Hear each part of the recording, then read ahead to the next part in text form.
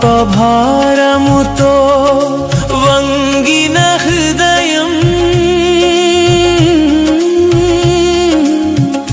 నీ సన్నిధిలో మ్రొక్కుచున్నది.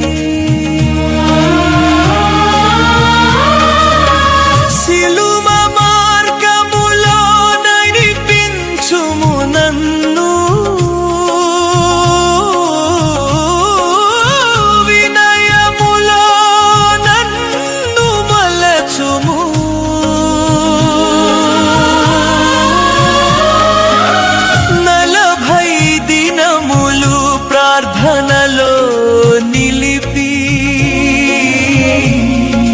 పశ్చాత్తాపంలో నన్ను శుద్ధి చేయుము.